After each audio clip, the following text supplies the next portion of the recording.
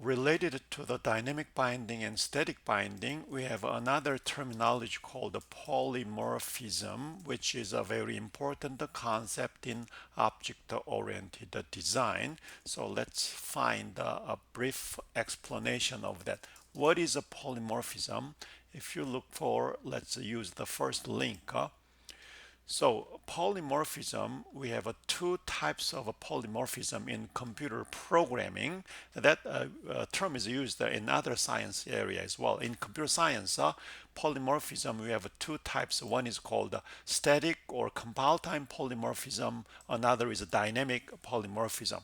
Static polymorphism is a method of overloading, so you can define multiple methods with different parameters. Not overriding. Method overloading is a static polymorphism.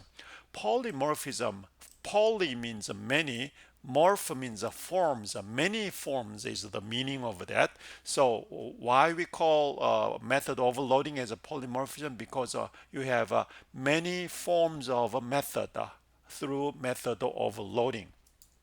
So here in simple example of car class, we have one, two, three methods. Car method, but different form with a different parameter. So this is called static polymorphism. And then dynamic polymorphism. Here is the example. Let me skip. Dynamic polymorphism is a method of overriding. We explained that. So in this program, so as you call v2.move, vehicle.move, actually move comes from car class. v3.move, move comes from airplane. So move has a multiple forms. If even if you say move either from car or airplane, if you have many subclasses, we have many forms of move, which is determined at runtime, which through dynamic binding, that is called dynamic polymorphism.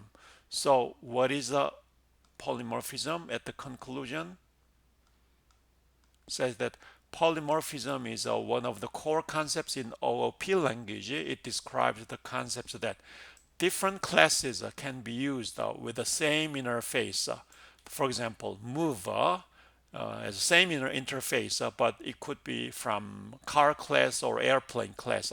So that's called polymorphism. So polymorphism is simply a phenomenon because of static binding or dynamic binding.